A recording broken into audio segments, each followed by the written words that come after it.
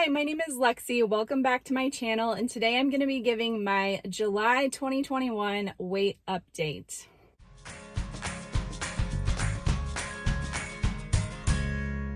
So first of all, I just feel like I have to mention that I got a haircut, and the only reason that I have to mention it is because in the next two videos, you're going to see that my hair is long again, and it was because I filmed those videos previously because I'm moving, so I wanted to get those done ahead of time. So my hair did not magically grow back, and I didn't get extensions. That's just why. So I just felt like I had to mention that.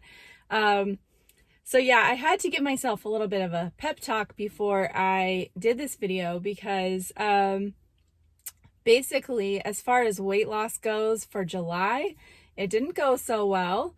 But to put it into context, it could have been a lot worse. So I will go over all of that with you starting now. So the last weight that I reported was June 26th, and I was at 181.4, which was a new low for the year. So that was exciting. And if you'll remember in my last monthly weight update, I was super surprised because I had lost weight that month and the month before, even though I had a lot going on and travel. Even went to a theme park and still lost weight, and I was really surprised. That didn't happen this month, so I guess I'm not surprised, but there was some disappointment for sure, just because things were going so well as far as the weight loss. But it's okay, and it's life. So I always want to be honest with you guys and transparent and tell you what really happened. So that's what's happening here. So yeah, this past month I had some more travel. I had, holidays and family birthdays and this, that, and the other. I'm packing up my house to move. So a lot going on. But yeah, that last weight was my low for the year, and I do often expect to go up a little bit after I hit a new low. That's just how it seems to go. It bounces around a little bit. So Thursday, July 1st, I was at 182.3, and that was 0.9 pounds up, which again, that wasn't super surprising. And this was a 5-2 week. I continually maintained about 130 hours of fasting throughout all of these weeks, but I only had 1 week out of the 5 weeks that I'm reporting that I actually fasted 3 full days. The others were 2 days of fasting and then just varying different windows, which I'll share my windows later. So that was that week. And then Friday, July 9th, I was at 183.9. So up 1.6 pounds. This was after the 4th of July, my son's birthday, this, that, and the other, lots of things. I went out to eat. I ate crumble cookies, just all that. So not too surprising there. And then Saturday, July 17th, I was up to 185.1, which was another 1.2 pounds up after my trip to California to see family. So yeah, again, not too shocking. Could have been a lot worse. And then the next week, Thursday, July 22nd, I was at 183.6. So I went down 1.5 pounds. This was also a 5-2 week, and this was last week when I did the protein sparing modified fast. So that did help me to get down a little bit, and that was great. I did a video on that and what that is. And I did not do any full day water fast that week. It was just the protein sparing modified fast for 2 days. And then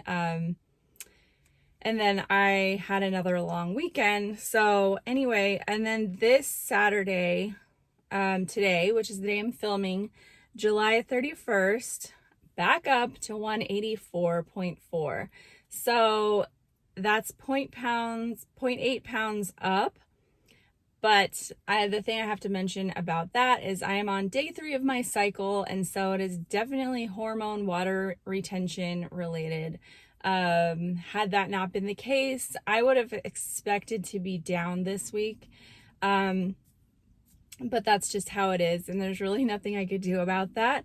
But for the total month gain is 3.0 pounds. So definitely not awesome, but considering everything that I ate and did, I'd say that's okay. I'm not super upset about it.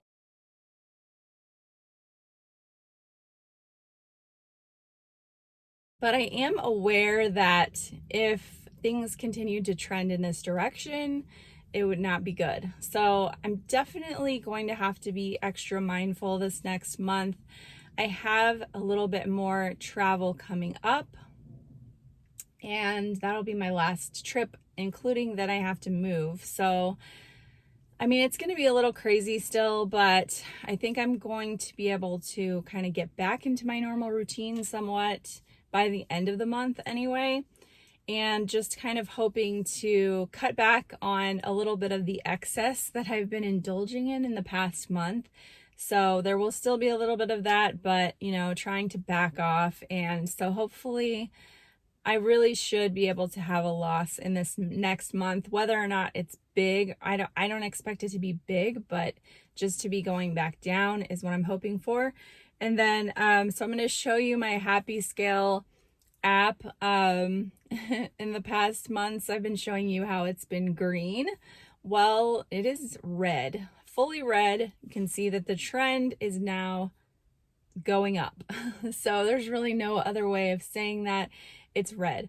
So, but if you look at the whole picture, we're still down from the start. So, we've still made progress overall, and it's okay. We can bring it back to green again. So that's just a good accountability tool for me. It really helps to see the trend, and I knew that the trend was going up this past month, so I'm not like shocked about it or anything.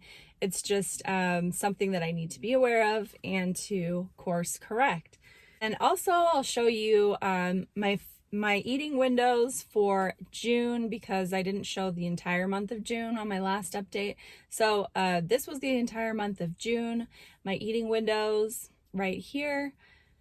And then this is the eating windows for July. Okay, and then now I'll show you my fasting windows for June and my fasting windows for July. Okay, so that is my data for the month, and when I'm up on the scale like this, I really try to focus on other things, because I will say that I've been noticing, like I've been feeling like my arms are feeling more toned, and I haven't been changing my exercise routine. I think it's just because of adding more protein into my diet, and maybe doing the protein sparing modified fast helped with that as well.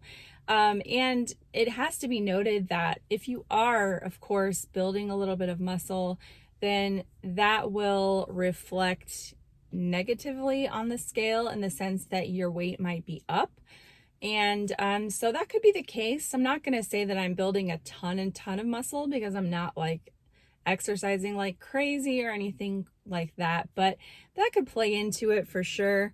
And I'm also proud of myself for maintaining the approximately 130 hours of fasting. The only week that I did not hit that this month was the week that I did the protein sparing modified fast, because I didn't count those hours that I was eating the protein as fasting. So like the 6 hours of those 2 days that I was eating, I didn't count as fasting. So for that reason, I only hit like 125 hours that week, and that's totally fine. The other thing that makes me a little nervous is that I am moving, and I'm going to have to pack my scale. So I'm going to be packing it probably next week, and I don't know when I will see it again. So it's going to be really weird not weighing for a while. And I'm just going to have to focus on my inputs, like sticking to my fasting schedule and being mindful of my eating. and just, trust the process, that it's going to continue to take me in the right direction without having to be accountable to the scale on a regular basis. So, and the other thing that I've been thinking is that when I get to my new house and I get on the scale, I'm nervous that it's somehow going to, add some pounds because of the location and stuff. So I doubt that it would make that much of a difference, but we'll see. So yeah, and that's about it for this month. And I hope you guys are doing well. Let me know how you're doing in your own fasting journey. And I appreciate you watching and for all of your kind comments and support. It really means a lot to me. So take care, and I'll see you next week. Thanks. Bye.